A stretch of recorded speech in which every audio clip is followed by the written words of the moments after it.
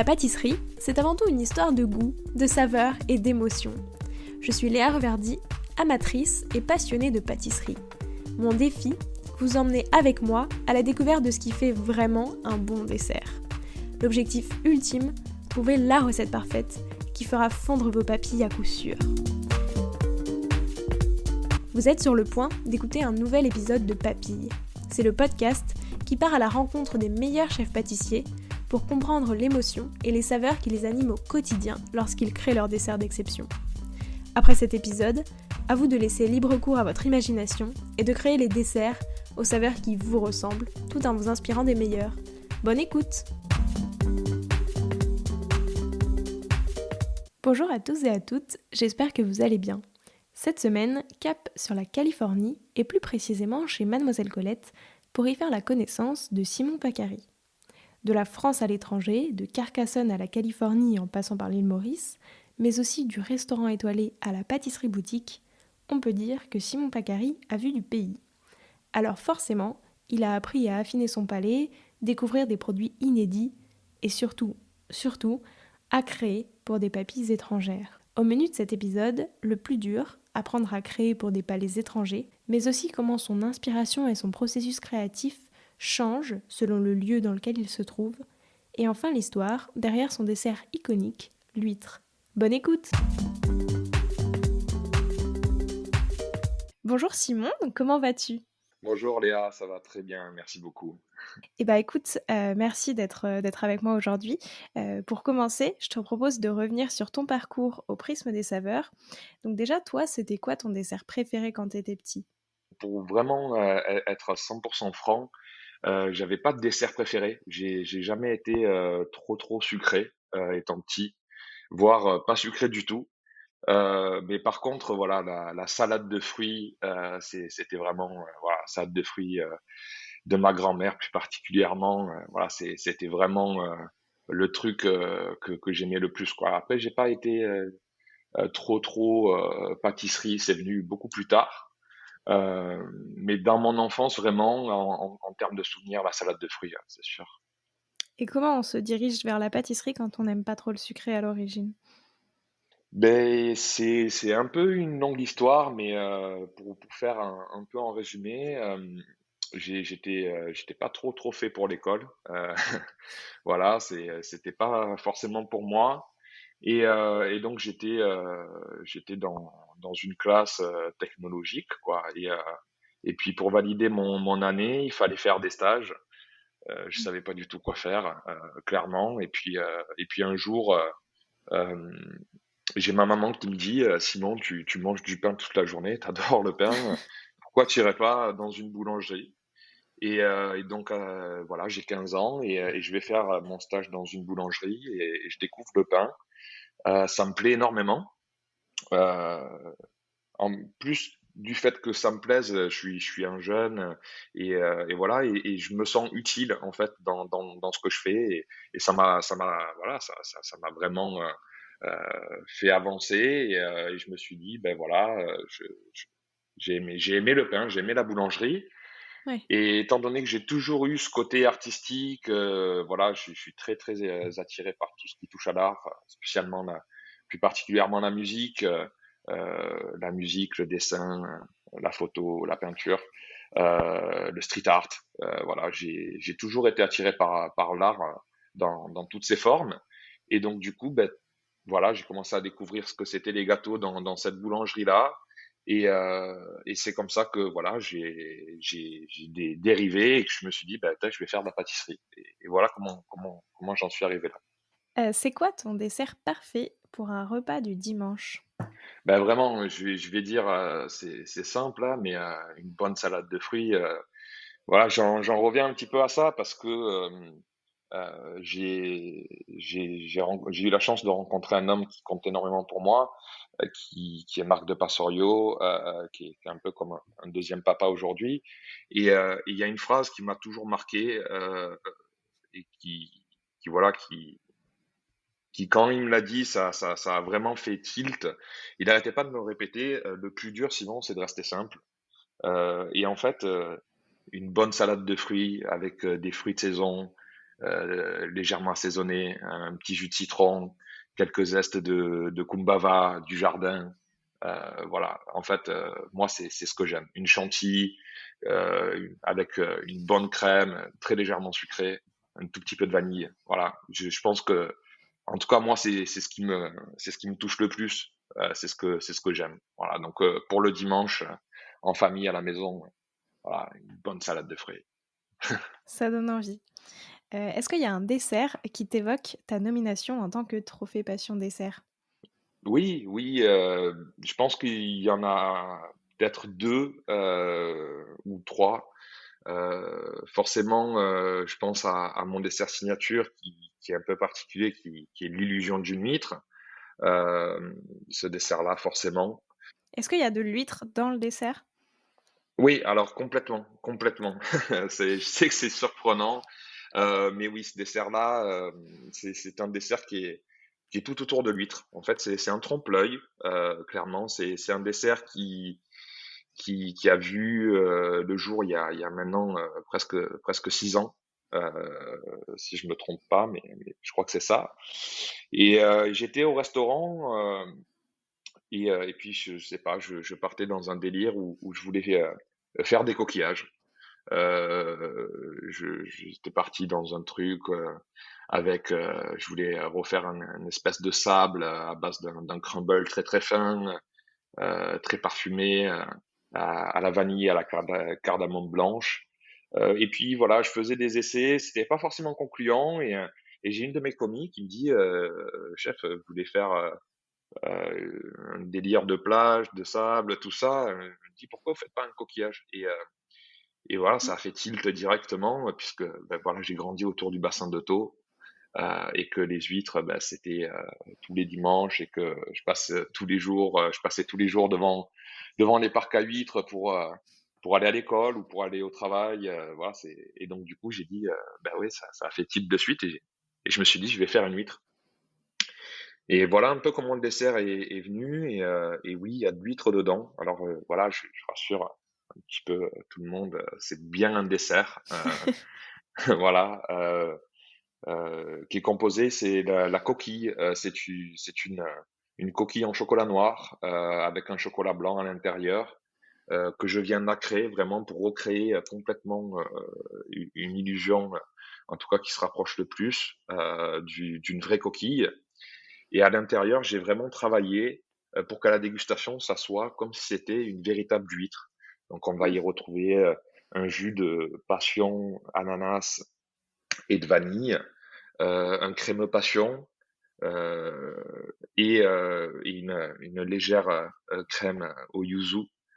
Euh, et ensuite, en fait, on récupère, il y a un morceau d'huître aussi qui est juste très légèrement poché dans le même jus de passion et que je viens de déposer très délicatement sur le côté de la coquille, comme si c'était le nerf quand on venait d'ouvrir Ouais. vraiment l'huître. Je récupère le reste de l'huître pour en faire un sorbet citron iodé. Donc vraiment, j'utilise l'intégralité de l'huître. Mais l'huître dans ce dessert, elle est vraiment utilisée plus pour son côté iodé, qui va servir à un équilibre en termes Ouais. de dégustation, qui voilà, qui se marie très très bien avec la passion, avec l'ananas. Voilà, c'est plus une touche iodée que vraiment un fort parfum d'huître, de mer, de iode. Je l'utilise plus comme un assaisonnement presque, si je puis dire. Ouais, d'accord. Voilà, je récupère aussi l'eau d'huître hein, que je mets dans mon sorbet également.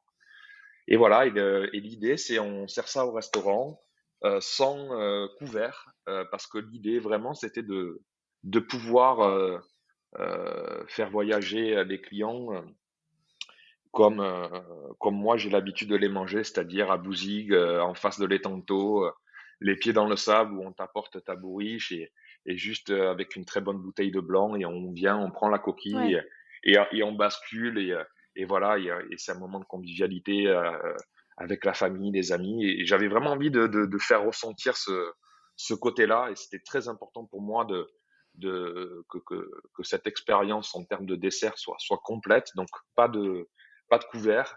Et voilà, et le dessert, il a vraiment été créé pour que à la dégustation, quand on vient basculer, on a d'abord le jus, ensuite on a le crémeux qui vient en bouche un petit peu comme si c'était l'huître en elle-même.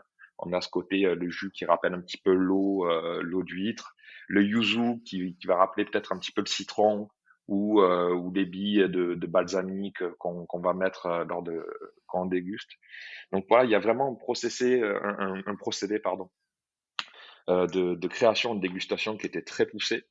Mm. Mais voilà, comme je dis, c'est peut-être mon dessert signature aujourd'hui, parce que ben voilà, c'est mes racines, c'est chez moi, c'est voilà, c'est quand je fais ce dessert-là, je suis à la maison, je pense à mon papa, je pense à cet endroit incroyable qui est l'étang de Thau. Euh, Et puis c'est et, marquant. et voilà, ben, c'est marquant. Je sais qu'après, voilà, ça peut choquer. Ça peut être un peu déroutant aussi pour certaines personnes de se dire ça. Euh, mais, euh, mais voilà, je pense que quand aujourd'hui on a des clients qui viennent manger au restaurant, ils ont envie de cette expérience-là aussi. Je pense que c'est ce qu'ils recherchent, du moins. Et, euh, et voilà. Mais en tout cas, c'est un dessert qui marche très très fort. Et puis, euh, et puis c'est surtout toute l'émotion que je mets dans ce dessert-là. Je pense elle est ressentie lors de la dégustation. Et puis, si ça me permet de faire voyager les personnes qui dégustent ce dessert-là, c'est juste du plaisir. Et c'est pour ça que je fais ce métier d'ailleurs.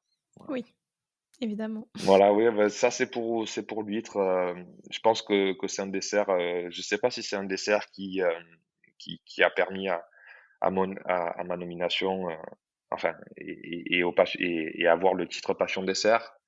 Euh, mais bon, c'est un dessert qui vraiment fait partie de moi. Peut-être que je pourrais citer le pain perdu aux agrumes et au caviar, ou encore le dessert que j'ai pu faire pour les championnats de France, qui sont, on va dire, peut-être c'est les trois desserts qui me représentent le mieux.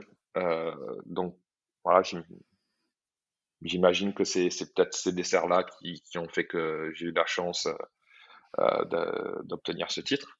Voilà. Ouais. Oui, puis en tout cas, c'est des desserts qui t'ont marqué toi dans ta carrière jusqu'à présent, quoi. Exactement, exactement. Et puis c'est aujourd'hui, je pense que c'est les desserts qui me représentent le mieux et qui retracent vraiment ma carrière. L'huître, Ouais. comme je disais, ça fait bien 5 bonnes années que je l'ai créée. Et elle a continué à évoluer en termes de dégustation et d'équilibre des goûts au fur et à mesure des années. Euh, le pain perdu, c'est venu plus tard, mais c'est un dessert qui a vraiment marqué aussi voilà, ma carrière et qui vraiment qui fait partie de l'essence même de ma pâtisserie. Euh, en termes chronologiques, voilà, l'huître, le pain perdu, et la troisième, la plus récente, le dessert que j'ai pu faire, qui était mandarine pomme de terre pour les championnats de France. Ouais. Est-ce qu'il y a un dessert, qui t'évoque ton arrivée aux États-Unis? Puisque justement depuis pas très longtemps, tu vis et tu exerces maintenant aux États-Unis, donc est-ce qu'il y a un dessert qui représente un peu, ce passage-là? Pas vraiment, pas vraiment. Ouais, j'ai fait le choix de partir aux États-Unis parce que j'ai eu l'opportunité et un projet. On m'a proposé un projet qui était incroyable. Et voilà, donc j'ai fait le choix de partir parce que c'était très très très intéressant. Mais en termes de création pure, euh, je dirais pas qu'il y ait non un dessert vraiment adapté aux États-Unis. J'essaie vraiment d'être à l'écoute de la clientèle, et voilà, et des personnes, des retours sur la gamme qu'on fait aujourd'hui. Euh, je sais qu'il y a un dessert qui marche très très bien en ce moment, c'est le carrot cake. Voilà, j'ai revisité le carrot cake. Je me suis dit qu'aux États-Unis, c'était quelque chose qui se mangeait de manière assez régulière, mais c'est quelque chose de très très lourd Mmh. avec énormément d'épices, Ouais. voilà, pas forcément digeste aussi. Et moi j'ai voulu le retravailler de voilà de ma vision. Donc on a fait un carrot cake qui est vraiment très très léger où j'ai retravaillé la recette du cake en lui-même pour le rendre le moins sucré et le plus léger possible. Et ensuite, sur le dessus, des carottes bio qui viennent d'un maraîcher qui est pas très loin, qui est dans la baie de San Francisco, où on vient faire des lamelles à la mandoline très très fines, qu'on vient pocher légèrement dans un sirop d'orange, de thym citron, un petit peu de citron vert aussi. Et à l'intérieur, euh, une crème montée à la feuille de framboisier et un gel de framboise. Et ensuite, on vient mettre voilà ces 5 rouleaux de carottes garnis comme je disais, de feuilles de framboisier et d'un gel de framboise et qu'on vient déposer sur le carrot cake. Et c'est un dessert qui aujourd'hui on propose et qui a eu un franc succès et où le retour est très positif. Donc voilà, peut-être ce serait celui-là que je pourrais dire, mais j'ai pas vraiment de dessert, voilà, qui pourrait dire voilà ça c'est le dessert qui a marqué mon arrivée aux États-Unis ou quoi que ce Oui. soit. Voilà. Puis voilà, je suis encore au tout début du projet, je suis toujours en train de découvrir et d'essayer de m'adapter au mieux à la clientèle et à leur attente. Donc voilà, on avance un pas après l'autre pour essayer de proposer voilà la pâtisserie qui me ressemble le plus et de faire en sorte que ça puisse toucher les gens. Euh, donc euh, donc voilà, je travaille très très dur sur ça. Évidemment. J'ai une question parce que je suis un peu curieuse. Gustativement parlant, ça qu'est-ce que ça apporte la feuille de framboisier? Est-ce que ça a un peu un goût de framboise? Est-ce que tu vois, pourquoi avoir choisi, la feuille plutôt que le fruit? Bah, dans ce dessert-là, en fait, on retrouve le fruit, mais on retrouve la feuille aussi. Oui. Et, euh, et c'est mon ADN sudiste. Voilà, j'ai toujours aimé travailler ma pâtisserie est très centrée sur tout ce qui est aromate, feuilles, fleurs. Donc ça va être, j'utilise beaucoup le romarin, le thym citron, l'oxalis. C'est une feuille que j'aime beaucoup, j'utilise énormément. Euh, et voilà, et je trouvais intéressant dans ce dessert-là d'associer la feuille de framboisier avec la framboise et le fruit pur parce qu'on utilise l'intégralité de l'arbuste, en tout cas une grosse partie, et la combinaison de goûts, euh, elle est très intéressante et c'est vraiment ça. Il y a un très bel équilibre entre la carotte qui est très légèrement cuite à l'orange et où on retrouve aussi du thym citron, une très légère touche de thym citron au moment de la dégustation et d'utiliser Ouais. la feuille de framboisier dans la crème, qui est pas du tout sucrée, mais qui a un parfum qui est très prononcé. Et avec un cœur de gel de framboise qui est vraiment 100% de fruits, à la dégustation, c'est vraiment quelque chose de très agréable et on a vraiment l'impression d'être de croquer en plein dans une framboise, Ouais. mais c'est pas vraiment croquer en plein dans une framboise, c'est plus, voilà, on va mettre ça en bouche et on ferme les yeux et l'idée c'était vraiment de se dire, voilà, on est devant l'arbuste et ça sent, voilà, le fruit, ça sent Ouais. quand on va venir prendre les framboises, qu'on arrache les framboises, on prend un petit peu les feuilles, on frotte la feuille, ça, c'est un parfum qui est très particulier. Et j'avais envie de retrouver ce goût-là dans ce dessert-là. Voilà, et puis ça, et comme je disais, c'est une association de goûts qui marche très, très bien aussi. Donc j'avais vraiment envie d'utiliser la feuille, ouais. Mais ça, quel goût exactement, enfin, si tu devais le décrire, est-ce que c'est plutôt un goût herbacé? C'est ça qui se rapproche des aromates, Ah oui, plus que de la ça se framboise rapproche, ou? la feuille de framboisier, bon, je l'utilise en infusion à froid. Euh, et puis ensuite,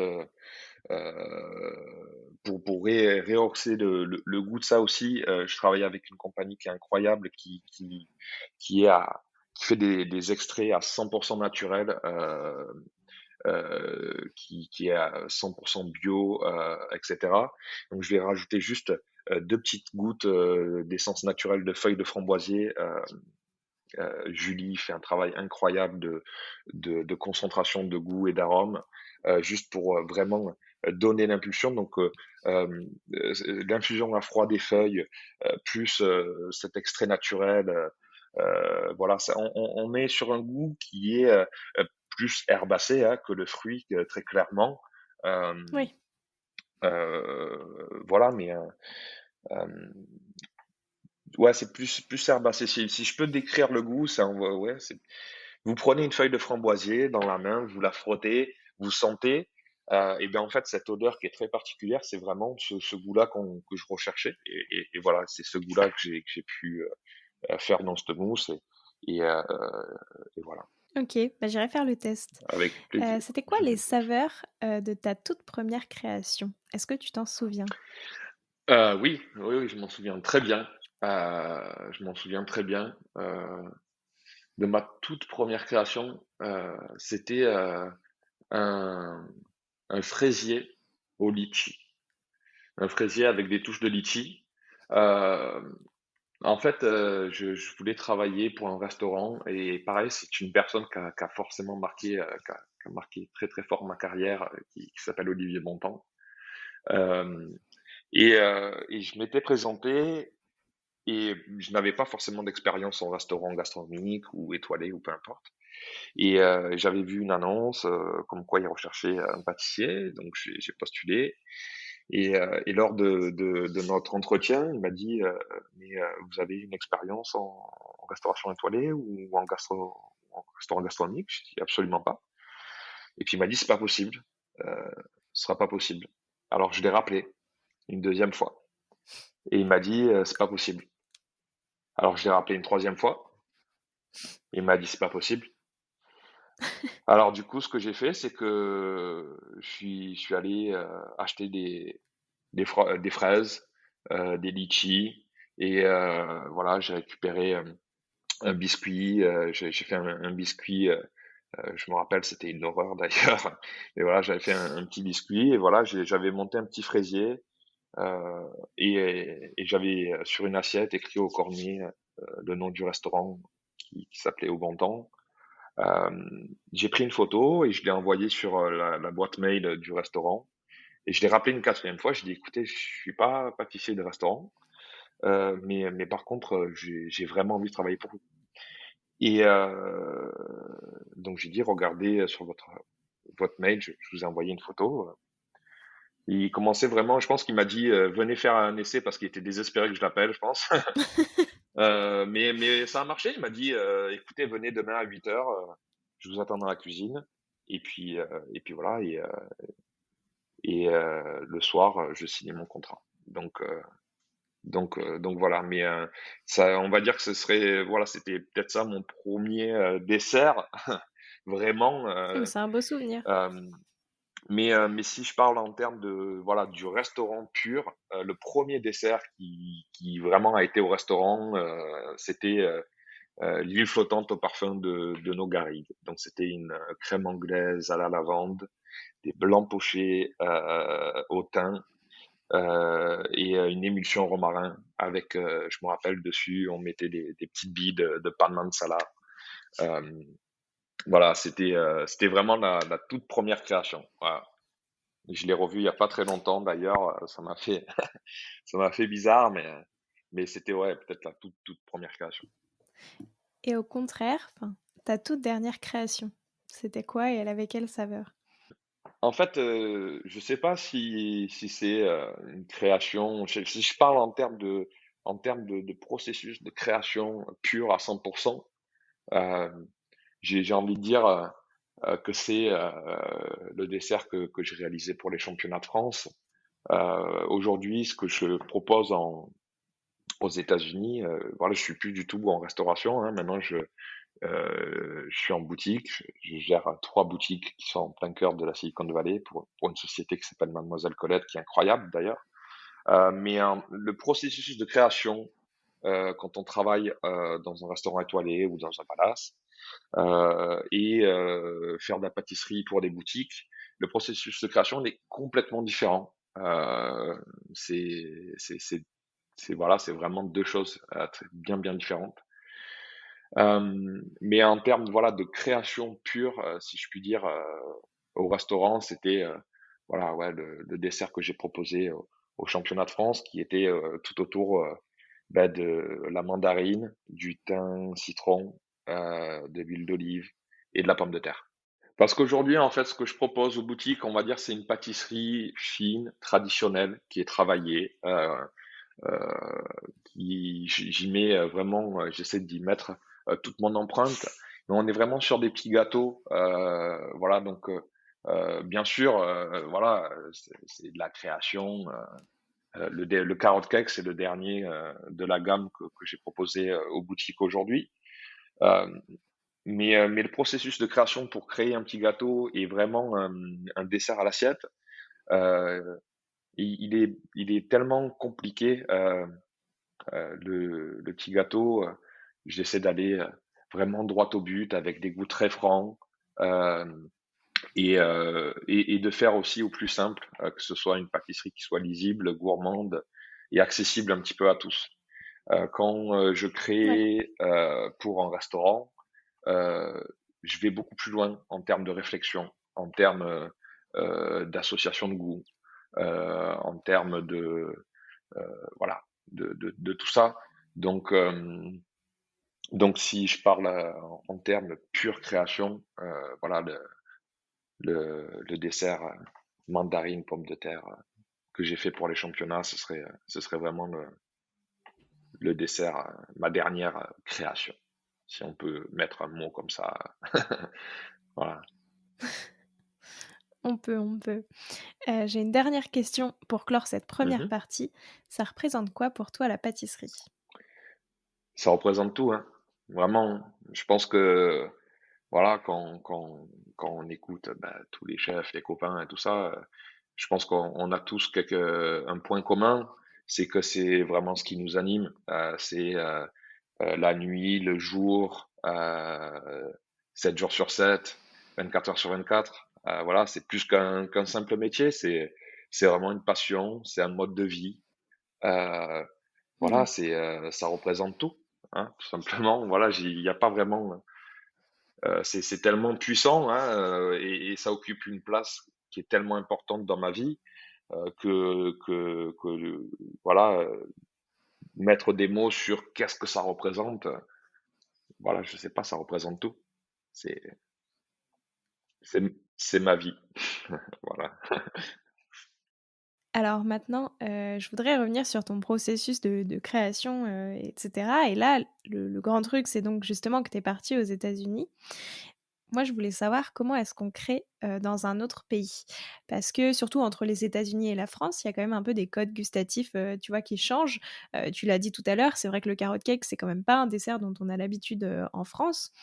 Donc comment est-ce que, tu vois, tu arrives à créer pour des nouveaux palais, qui sont pas des palais français, qui sont pas forcément habitués au «raffinement» entre guillemets à la française? Parce que surtout que, la pâtisserie française et la gastronomie française en règle générale, tu vois, sont quand même connues, pour leur raffinement Bien sûr, donc comment est-ce que tu fais? bah, déjà, c'est quelque chose qui m'anime beaucoup voilà, le fait d'être parti aux États-Unis, hem il y a beaucoup de choses qui sont cela. Avant de partir aux États-Unis, je travaillais à l'île Maurice aussi, donc où j'ai dû m'adapter aussi aux saveurs locales et à la clientèle qu'il y avait sur l'île, même si on avait bon, forcément énormément d'étrangers qui venaient. Euh, mais en fait, aux États-Unis, pareil. Euh, J'essaie d'être le plus possible à l'écoute des clients. Voilà, j'essaie de voilà d'être le plus accessible possible, de parler avec eux, voilà de voir ce qui leur plaît, ce qui leur plaît moins, de comprendre la culture et euh, et ensuite ben voilà comme tu l'as si bien dit, c'est vrai qu'aujourd'hui la pâtisserie française elle rayonne internationalement. Et voilà, donc moi, ce que je propose, c'est une pâtisserie française, la mienne, avec mes inspirations, avec mes, ma vision de voir la pâtisserie. Et ensuite, voilà, je propose ça. Et ce que je fais, c'est surtout, je reste énormément à l'écoute de la clientèle. Est-ce que c'est trop? Est-ce que ça va trop loin? Par exemple, aujourd'hui, voilà, j'avais un très très gros doute sur une création qu'on a mis à la boutique, qui est un dessert, un petit gâteau autour des fruits exotiques et du géranium. Voilà, j'adore aussi le géranium. Voilà, c'est quelque chose que j'aime beaucoup, qui me fait forcément penser à Marc de Passorio aussi, puisque, voilà, comme je disais, c'est une personne très importante et à chaque fois que je rentrais dans son bureau, ça sentait le géranium. Et un jour, je voulais lui faire plaisir et j'avais créé un dessert autour de la pastèque et du géranium. Euh, et donc ça a toujours été une fleur et, euh, et un produit que j'ai toujours aimé utiliser. Et donc voilà, je voulais faire cette association-là, géranium et exotisme, puisqu'on retrouve de la coco, de la passion et de l'ananas dans ce dessert-là. Mais j'avais un gros doute, je savais pas du tout comment ça allait être accueilli, c'est assez particulier. Et mais je me suis dit, si bon, écoute, voilà, c'est ta pâtisserie, c'est de la pâtisserie française. Les gens aujourd'hui, j'ai la chance, c'est que notre boutique, voilà, elle tourne déjà très très bien depuis plusieurs années, que les clients qui viennent chez nous sont des clients qui sont habitués à avoir de la pâtisserie fine française et c'est ce qu'ils viennent chercher. Donc je me suis dit, vas-y, fais-le, on verra. Et ça a été très bien accueilli. Voilà, c'est peut-être l'une de nos meilleures ventes aussi aujourd'hui. Donc voilà, mais d'un autre côté, si ça n'avait pas été le cas, je pense que très rapidement, on aurait fait autre chose. Et voilà, j'essaie juste d'être le plus à l'écoute possible des clients, de leurs envies, de leurs désirs, euh, et ensuite, mais sans me brider. Voilà, sans jamais me brider, sans jamais me brider. Voilà, Ouais. j'essaie d'être le plus juste possible entre ma création et ce que j'ai envie de faire et ce qu'attendent les clients et ce qu'ils aiment. Voilà. Je pense qu'aujourd'hui aussi les gens ils veulent découvrir que ce soit aux États-Unis, à l'île Maurice, en Nouvelle-Zélande, voilà, la gastronomie française et encore plus la pâtisserie, euh, je pense. Voilà et comme tu disais, elle est reconnue internationalement, donc quand les gens viennent pour une pâtisserie française, des gâteaux français, ils s'attendent aussi un petit peu à ça, je pense. Donc voilà. Mais est-ce que tu vois malgré tout, une différence justement dans les attentes du public entre quand tu travaillais en France et là aux États-Unis ou à l'île Maurice? Est-ce que tu vois quand même que, justement comme tu écoutes, beaucoup ce que veulent les gens, est-ce que tu vois qu'il y a quand même un peu, des certaines différences? Oui, ouais, oui, je le vois. Par exemple, aux États-Unis, moi je suis en Californie, on est en plein cœur de la Silicon Valley, et les gens ont énormément d'attentes sur tout ce qui est ultra healthy, voilà, Ouais, gluten-free, très peu de sucre, une pâtisserie, voilà, très light. Euh, alors que, à contrario, quand j'étais à l'île Maurice, j'avais énormément de demandes pour des choses qui étaient beaucoup plus gourmandes. Malgré que en étant à l'île Maurice, j'avais une palette de fruits, de créations, de saveurs qui était tellement incroyable. C'était magique de travailler là-bas. Mais c'est vrai que en termes de création pure et de ce que les clients attendaient quand ils venaient, donc quand je travaillais à l'île Maurice dans ce très très bel établissement, euh, comme c'était une clientèle internationale qui venait un petit peu de partout, c'est vrai que j'avais des demandes qui étaient beaucoup plus de gourmandes. Voilà. Les ouais. gens avaient envie de se faire un peu plus plaisir. Voilà. Donc voilà, il faut s'adapter, je pense. On est aussi un petit peu comme aujourd'hui aux États-Unis. Voilà, on porte énormément d'intérêt à, au sucre, aux produits frais, locaux, aux circuits courts. Donc c'est quelque chose avec lequel je suis à l'aise ici. Mais, euh, mais il y a des différences, c'est certain. Euh, mais voilà, après on fait des gâteaux, hein. Oui, Voilà. mais est-ce que tu penses, par exemple, qu'il y a quelque chose que tu pourrais pas du tout, faire, là-bas? Ou au contraire que tu pourrais pas du tout faire en France, mais que les Ouais, gens aiment bien aux États-Unis? je pense que par exemple aux États-Unis, une création comme l'huître, en tout cas pour l'établissement pour lequel je travaille aujourd'hui, c'est pas du tout voilà ce que recherchent les clients. Ouais, Et à contrario, je pense que en France, c'est peut-être ce que les clients recherchent. ouais, Enfin, ou en tout cas qui recherchent, je sais pas qui recherchent, mais ils savent que en allant dans un établissement qui est 2 étoiles, 3 étoiles, peu importe, euh, ils savent qu'ils vont vivre une expérience, qu'ils vont vivre vraiment, voilà, on y va pour le chef, on y va pour sa cuisine et pour découvrir, hein, beaucoup, c'est pour une expérience que peut-être plus juste pour se nourrir, si je puis dire. oui, C'est c'est voilà sûr. pour découvrir l'univers créatif et gustatif d'un chef. Je pense que voilà, les Français ils sont dans cette démarche-là et dans cette envie-là.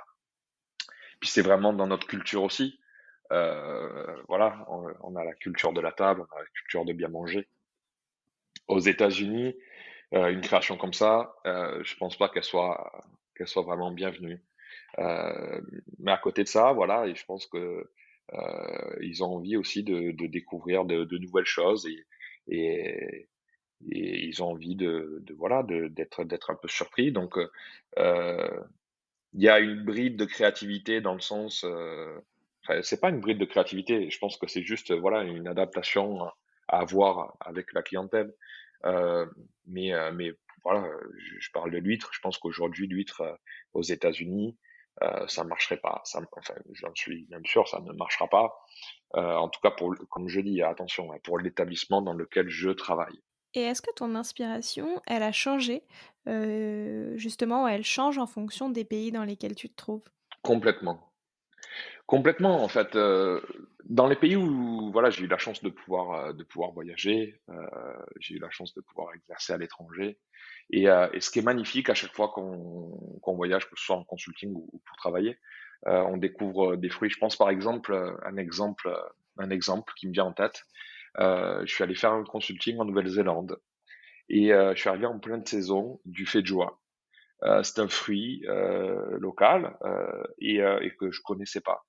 Et en fait, qui est euh, en pleine saison, qui ne dure, qui a une saison très courte, qui dure à peine 2 mois. Euh, mais c'est un fruit qui est incroyable, qui tire très légèrement sur l'acidité, qui est avec de la pomme, c'est juste incroyable. Et en fait, en découvrant ce produit-là, ça m'a donné plein d'idées de création, plein d'idées d'association de saveurs.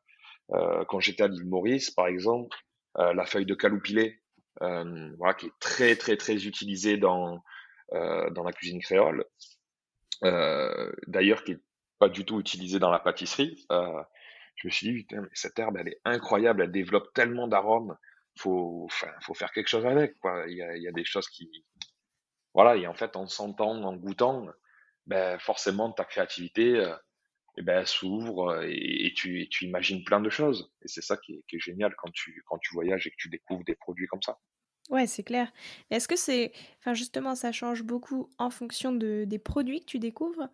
Ou est-ce que, des fois, tu vois, l'univers et les pratiques un peu «locales» entre guillemets, dans le sens où là, par exemple, le carrot cake, tu vois, c'est un gâteau typique des États-Unis, donc est-ce que, c'est aussi reprendre, des choses qui se font? Est-ce que ça t'inspire? Ou est-ce que tu aurais pu avoir cette idée en France parce que, je sais pas, simplement, Non, tu bien ce dessert, quoi? je pense que j'aurais pu avoir cette idée en France. Mais le processus créatif, il aurait été complètement différent de celui que j'ai pu avoir aux États-Unis. Par exemple, aux États-Unis, quand je fais le carrot cake, je me dis, c'est un dessert qui est très consommé ici, et j'ai envie de le rendre élégant, j'ai envie de le rendre, de lui donner voilà, la French touch. J'aurais pu faire un carrot cake en France, mais je l'aurais pensé de manière complètement différente. Ça aurait été, je pense, ben voilà, en arrivant au restaurant, où tu découvres des magnifiques bébés carottes, des carottes pourpres, en fonction de l'arrivage des produits parce que tu traînes un petit peu en cuisine, tu vois un petit peu ce qui arrive, tu te dis, ah, c'est beau ça, c'est joli, j'ai envie de faire quelque chose avec, tu vois. J'aurais peut-être pu faire un carrot cake en France, mais qui aurait été, je pense, très très différent que ce que je propose aujourd'hui aux États-Unis. Après, peu importe, voilà, qu'on soit en France, aux États-Unis, c'est pas ça qui est important. Ce qui est important, je pense, c'est de pouvoir transmettre de l'émotion, de la joie, et juste, voilà, faire des choses avec sérieux, mais sans se prendre au sérieux. C'est une belle morale. Et ce changement de pays, c'est aussi le changement du passage entre la pâtisserie de restauration à la pâtisserie boutique. Toi, quels sont les plus gros changements que tu as vus un petit peu, au quotidien? Tu vois, comment est-ce que ça a impacté ton quotidien de pâtissier? Tout, tout en termes de créativité, enfin de création pure. Voilà, quand je crée pour un restaurant, c'est un dessert qui va être consommé dans les Ouais. 2 minutes voilà, qui sortent. Donc, on a une possibilité de créativité qui est exceptionnelle. Ça peut être une tuile qui va être ultra croustillante, une opaline garnie, ou je sais pas, une meringue qui va être très très fine, comme la pavlova, un dessert qui a forcément aussi marqué ma carrière aussi. Et c'est un dessert qui va être mangé, voilà, dans les 2, 3, allez, peut-être 5 minutes après avoir été fini. Aujourd'hui, c'est des desserts qui, je dois penser, vont être mangés peut-être dans les 3, 4, 5 heures, il y a un transport, que voilà, donc ça, c'est juste en termes de créativité et de comment penser un gâteau. Il y a des contraintes dans une boutique que tu n'as pas dans un restaurant. Forcément, bien sûr, tu vas jamais mettre de glace voilà, ou quand tu Ouais, vas bah, ouais, faire ouais. une meringue, ben, au lieu d'avoir une meringue très très fine où tu te dis, ben voilà, c'est envoyé minute, etc., ben là, tu vas devoir peut-être faire une meringue un peu plus épaisse, devoir la passer dans le beurre de cacao pour qu'elle soit complètement imperméabilisée, pour que ça puisse tenir dans le temps, etc. Donc, en termes de comment penser et comment construire ton dessert, c'est complètement différent. Et la chose qui change énormément aussi, c'est que, et un jour, enfin, ça m'a fait énormément rire. Je venais d'arriver aux États-Unis, ça faisait peut-être 2 semaines que j'étais là. Quand j'étais au restaurant, je lançais peut-être 2 litres de crème, voilà, par jour. Je faisais 250 grammes de pâte à choux pour le service. Et là, en fait, j'étais en train de faire de la mise en place. Et puis, euh, et puis en fait, je lance 25 kilos de pâte à choux et 35 kilos de ganache montée. Et en fait, j'étais en train de rire, à me dire, mais avec 250 grammes de Ouais, pâte rien à à voir, choux, je quoi. tenais 3 jours. Aujourd'hui, je fais 40 kilos, 45 kilos de pâte à choux, et ça me fait à peine la semaine. Donc, c'est complètement différent. Voilà, je vais pas dire qu'il y en a un qui est mieux que l'autre, parce que les deux sont très intéressants. Les deux sont géniaux. C'est juste, ça change. C'est complètement différent en termes de penser le gâteau et sa conception, hein, et sa productivité. Tout est différent. Mais est-ce que tu vois, parce que, par exemple, tu me disais tout à l'heure pour ton dessert, l'huître, Mhm. il y avait justement tout le penser à la dégustation, au fait que les gens pourraient le prendre dans leurs mains et cetera. Ça, tu peux plus du tout le faire, en fait, en Non, boutique. Du coup, est-ce que tu as pas l'impression qu'il manque une partie de ta créativité dans le sens où, en restaurant, tu peux penser vraiment le dessert jusqu'au bout et jusqu'au moment où il est dégusté, sur la manière dont il va être dégusté et dans le sens où en fait, en boutique, globalement, enfin c'est pas toujours la même chose, mais Tu vois, il y a un Non, peu mais un dessert doit se tenir, quoi. exactement, et je comprends tout à fait ce que tu dis. Non, j'ai pas de frustration par rapport à ça. Comme je disais, et comme je l'ai déjà dit, le but c'est de donner du plaisir aux gens, et c'est de se faire plaisir, peu importe le processus de créativité. Moi, j'ai toujours pris énormément de plaisir à aller très très loin en termes de créativité, à penser des desserts, voilà, jusqu'au bout, à la dégustation, au couvert, peu importe, Mmh. voilà, à aller très très loin. Là, c'est différent, c'est un processus de création qui est différent, où forcément il y a beaucoup plus de brides, voilà, c'est indéniable. Mais comme je disais, le but ultime, c'est de faire plaisir aux gens, c'est de se faire plaisir. Donc, je ressens pas forcément de frustration par rapport à ça. Euh, des fois, des fois, si je peux peut-être, j'ai encore des réflexes où quand je vais penser un gâteau pour les boutiques, je me dis, bah, ça, on va faire ça comme ça, comme ça. Et puis je vais un peu loin, etc. Et puis je me rends compte que je vais voir mon sous-chef, je dis, regarde ça. Il me dit, mais chef, on a 15 000 pièces à sortir. Je pense que Ouais. vous êtes un peu énervé là. Si vous, si vous voulez, on y va, hein, on va jusqu'au bout, mais vous êtes un peu énervé.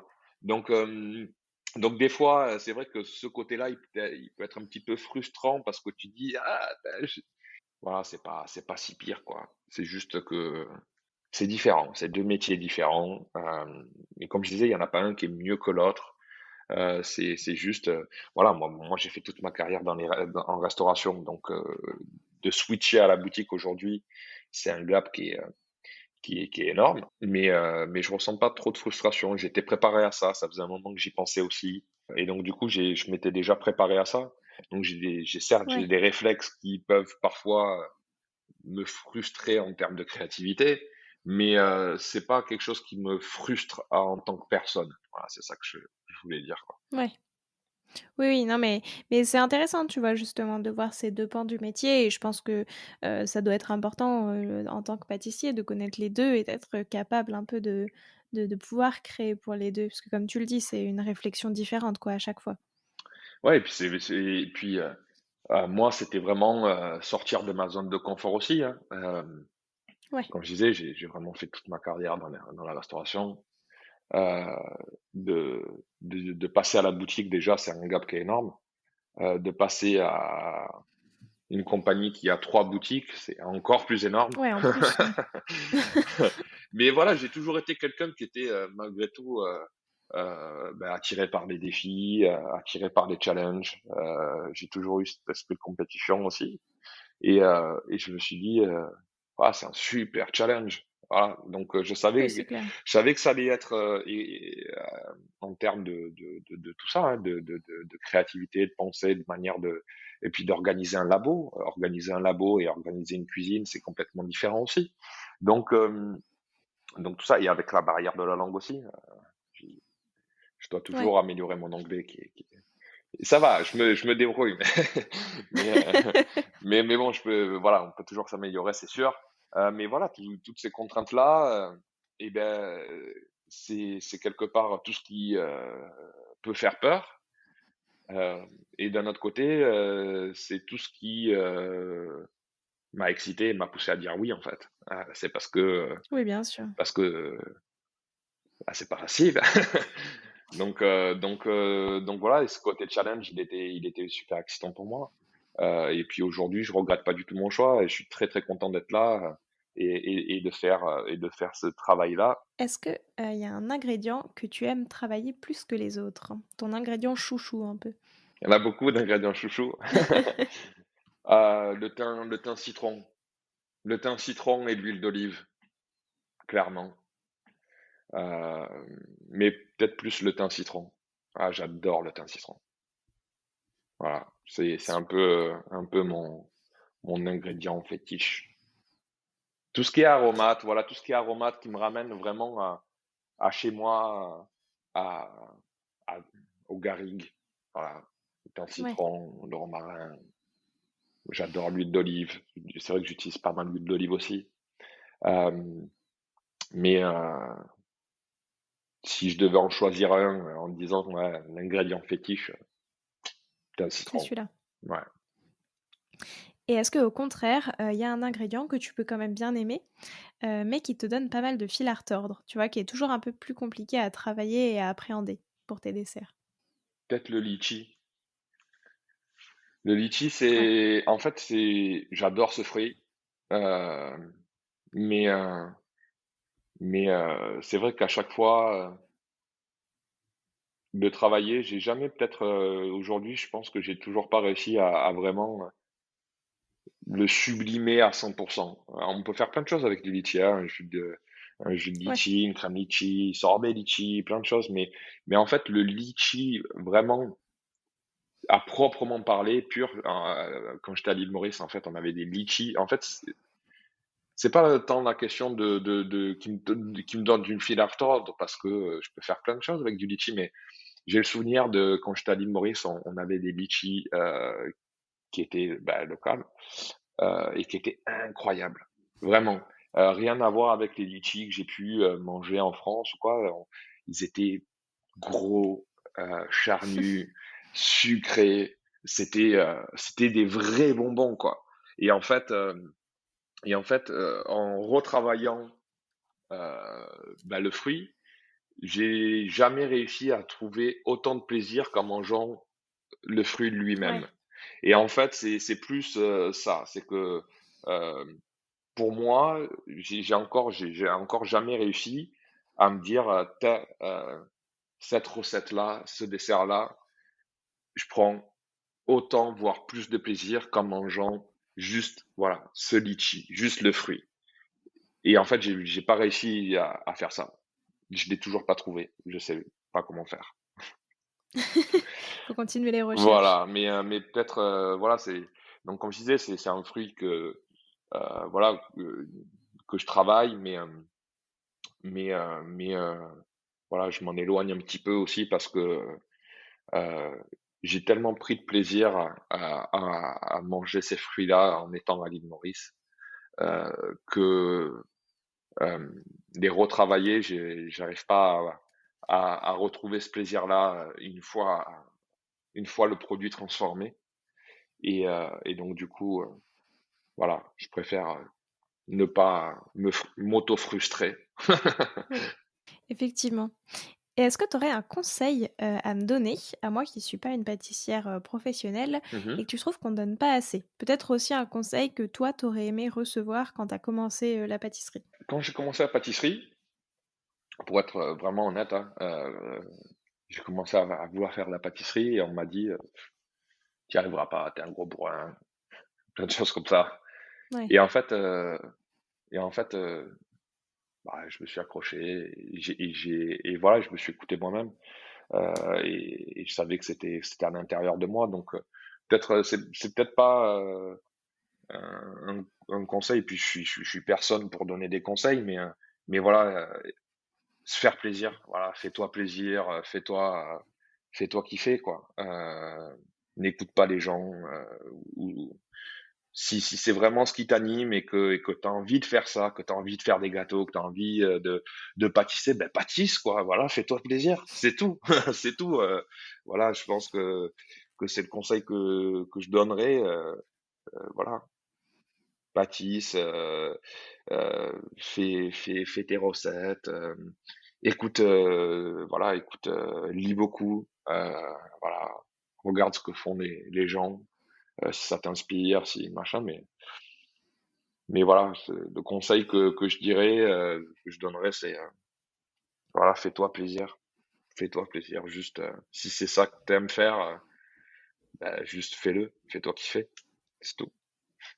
et ben, merci beaucoup. Alors maintenant en troisième partie, je te propose de te prêter au jeu du questionnaire de Proust des saveurs. Donc déjà, si Yes. tu ne devais plus utiliser que 2 saveurs pour le reste de tes créations, ce seraient lesquelles? Que deux saveurs. Ah, Ouais, c'est chaud. C'est chaud. Euh, forcément, qu'un citron, hein. Ça c'est sûr que j'en aurais. Et, euh, et puis après, n'importe quel fruit. Peut-être de la mangue. De la mangue et du thym citron. pour rester dans l'exotisme. Ouais, de la mangue et du thym citron, je pense. Mais une mangue particulière, une mangue des Philippines, mangue des Philippines, du thym citron. Voilà, je pense que je pourrais faire 1 million de desserts avec ça. Parce que ça, il y a tellement de possibilités de déclinaison de ces fruits et de et de cet aromate que, que voilà, je pense que je pourrais en faire des centaines. La Californie, en 4 saveurs, ça donne quoi? La crème, le chocolat, gros consommateur de chocolat ici, la carotte, parce que forcément, en quatrième, bah, le géranium. C'est ce qui a marqué en tout cas mon arrivée en Californie. Donc, Le dessert, que tu fais tout le temps quand tu es invité chez quelqu'un et qu'on te demande de ramener le dessert? en toute franchise, généralement, j'esquive le dessert. J'esquive de, j'essaie, franchement, hein, quand je suis invité, j'essaie d'esquiver de faire le dessert.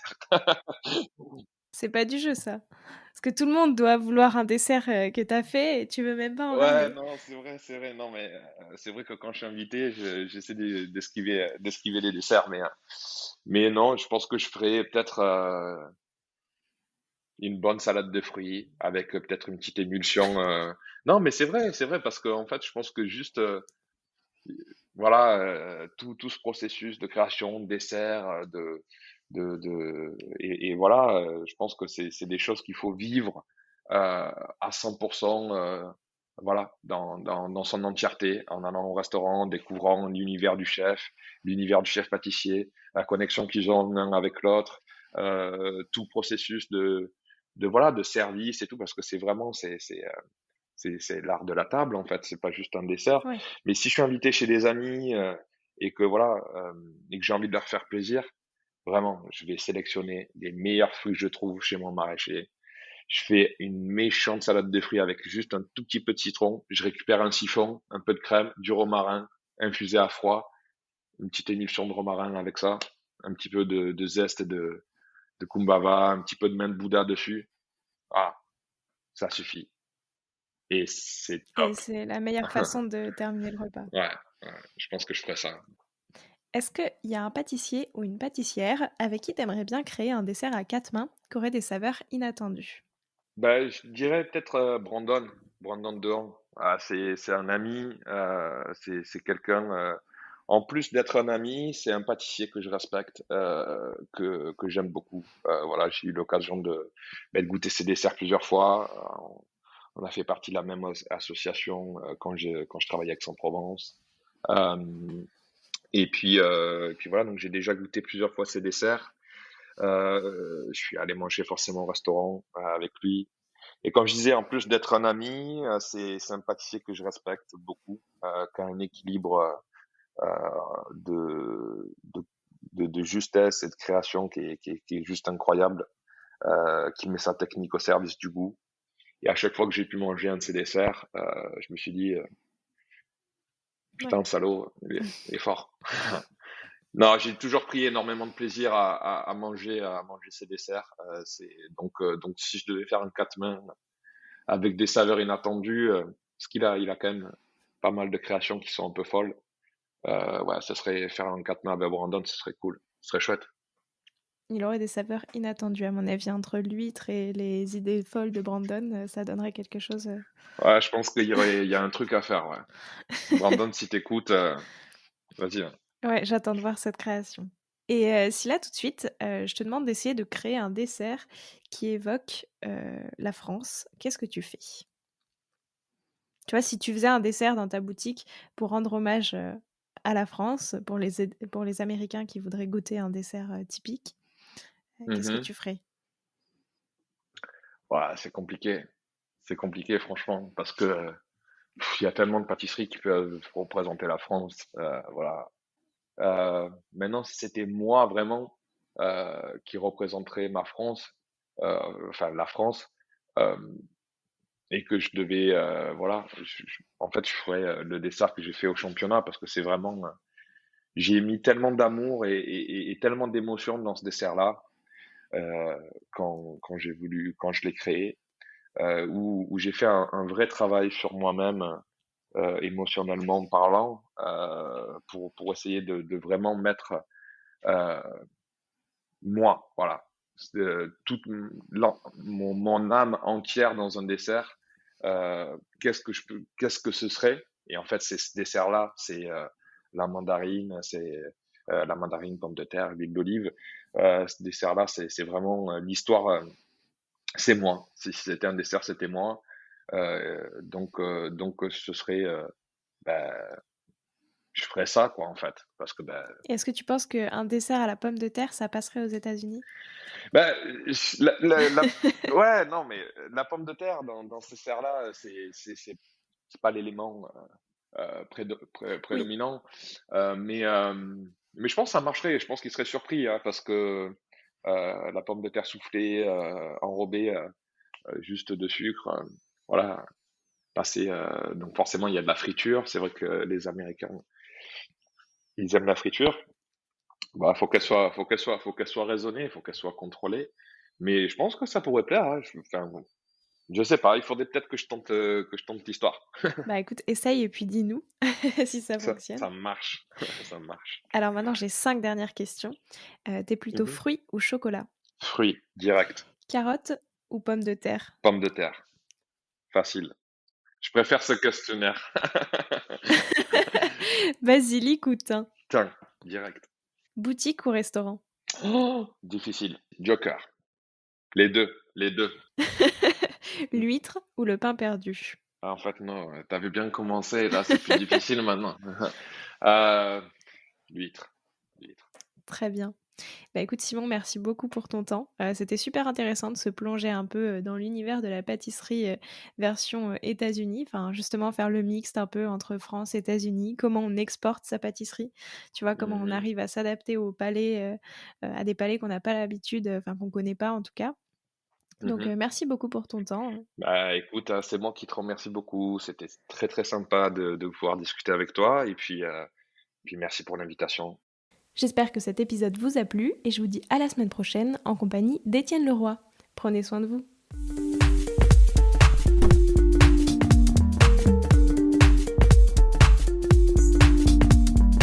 Alors, quel sera votre prochain dessert? Merci d'avoir écouté cet épisode jusqu'au bout. S'il vous a plu, n'hésitez pas à le partager aux gourmands qui vous entourent. Et si vous voulez soutenir Papille, 2 choses. La première, notez l'épisode 5 étoiles sur Apple Podcast et laissez un joli commentaire. La seconde, vous rendre sur papillepodcast.com, sans oublier le S de Papille, et vous abonner à la newsletter pour être prévenu de la sortie des prochains épisodes et des articles que j'écris régulièrement. À bientôt!